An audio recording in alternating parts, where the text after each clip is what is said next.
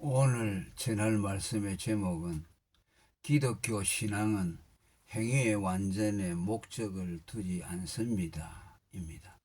오늘 기독교인들 가운데 완전한 사람이 되는 것을 신앙의 목표로 두는 사람들이 들어 있습니다. 이는 계몽주의, 경건주의, 완전주의의 영향을 받은 때문입니다. 그들이 흔히 인용하는 본문들이 아브라함에게 주신 너는 내 앞에서 행하여 완전하라는 창세기 17장 1절, 또 혹은 산상수훈에 하늘에 계신 너희 아버지의 온전하심과 같이 너희도 온전하라는 마태복음 5장 48절 등의 말씀을 근거로 제시합니다. 그들은 이 말씀들을 문자적으로 받아들여 완전주의의 근거 구절로 삼습니다.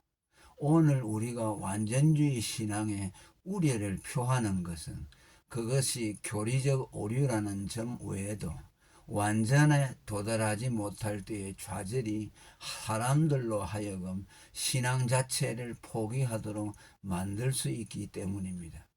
그럼 과연 하나님은 우리에게 완전을 요구하시는 것일까요? 결론부터 말하면 아니요입니다.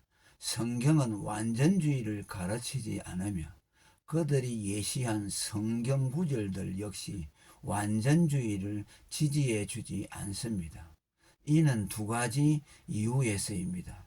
첫째, 죄를 피할 수 없는 인간의 생떡적인 불완전성 때문입니다. 인간은 은혜 충만하고 은행 심사가 완전한 순간까지도 여전히 죄 가운데 있습니다. 비록 그가 도드라진 행위의 죄는 피하고 있을지 모르나 은밀하고 영적인 내면의 죄까지는 아니기 때문입니다. 선을 행하는 순간까지도 그는 여전히 죄 가운데 있으며 그의 의는 벌레 먹은 과일처럼 온전치 못합니다. 자타가 율법에 흠이 없다고 인정하는 바리새인들을 향해 예수님이 그 안에 죽은 사람의 뼈와 모든 더러운 것이 가득한 회칠한 무덤이라고 마태복음 23장 27절에서 독설하신 것도 그들의 외형적 경건이 곧 내면의 거룩은 아니었기 때문입니다. 인간에게서 죄의 완전한 탈색과 흠결 없는 순백의 의를 기대하는 것은 표범의 반점이 없어지기를 기대하는 예레미야 13장 23절의 말씀과 같습니다. 그리고 무엇보다 하나님이 우리의 죄를 해결하는 방식이 죄와의 완전한 결별이 아닌 사해 주시고 가려 주시고 인정치 아니하시는 로마서 4장 7절에서 8절까지의 방식임을 볼 때 죄의 불피성을 더욱 실감합니다. 만일 우리가 죄를 완전히 벗을 수 있었으면 하나님이 죄를 해결하는데 그런 처리 방식을 동원하지 않았을 것입니다. 용서, 죄의 가리움, 죄의 불의는 죄의 완전 탈색이 원천적으로 불가능하다는 것을 시사합니다. 둘째, 만일 우리가 죄를 아주 안 짓는다면 자기 의에 배불러 그리스도의 필요성을 부정하는 마귀가 되기 때문입니다. 그 적나라한 예가 율법에 흠이 없어 그리스도를 배척했던 바리새인 서기관들입니다. 예수님이 그들을 마귀의 자식이라고 한 것은 그들에게 남다른 극악한 죄가 있어서가 아니라 그들의 완전함이 그리스도를 배척하도록 했기 때문입니다.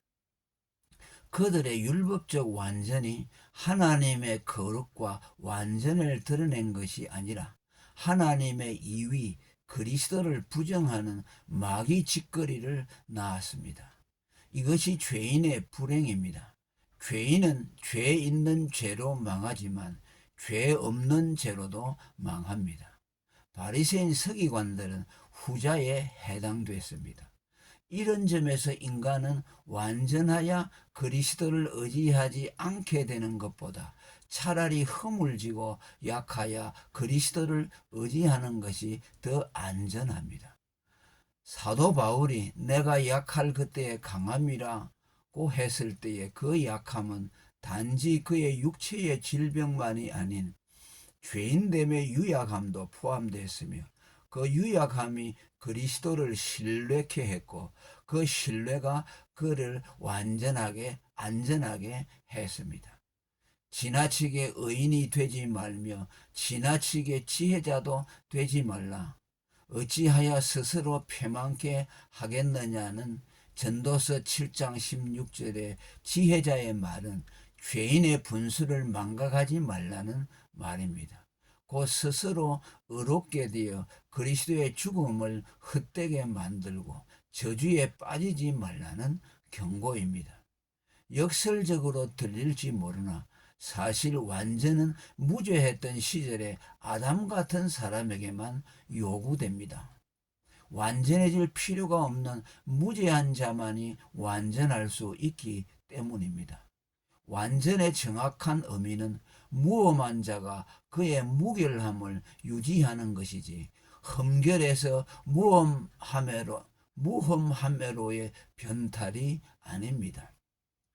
완전한 자만이 완전해서 완전으로 나아갈 수 있습니다.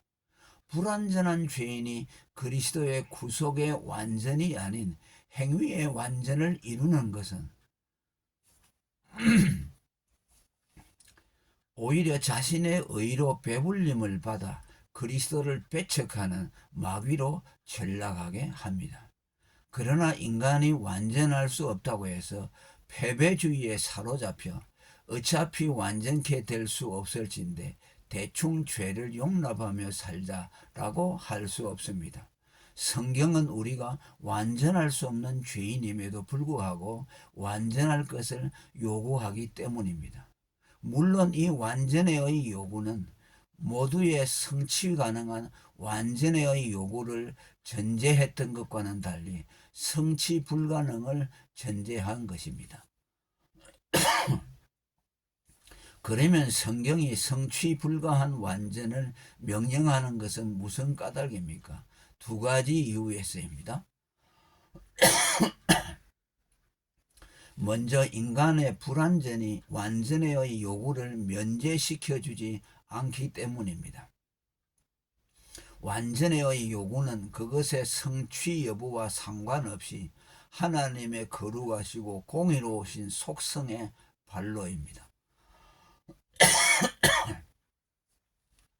에덴에서 아담에게 주신 행위 언약을 필두로 인간에게 내려주신 모든 율법은 인간의 성취 여부와 무관하게 1.1핵도 없어지지 아니하고 하나님의 완전하심과 거룩하심을 선포합니다. 하나님은 성취 가능한 것만을 인간에게 요구한다고 믿는 완전주의자들에게는 율법이 하나님의 거룩하심과 완전하심의 선포이기보다는 오직 기능성과 실용성 측면에서만 이해됩니다.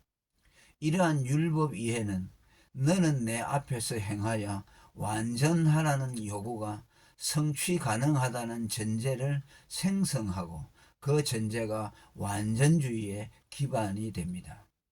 만일 그들의 말대로 완전의 요구가 인간의 성취 가능성에 기반되어 있고 성취 불가한 것에 대해서는 완전의 요구가 금해진다면 그것은 율법의 준행자인 인간에 의해 율법의 권위가 좌지우지되는 것이고 율법의 수여자로서의 하나님의 권위는 자리를 할 곳이 없게 됩니다.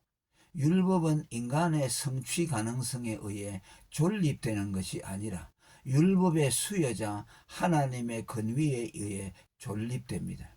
실제로 성경에는 인간의 능력 여부와 상관없이 요구하는 내용들이 자주 등장합니다.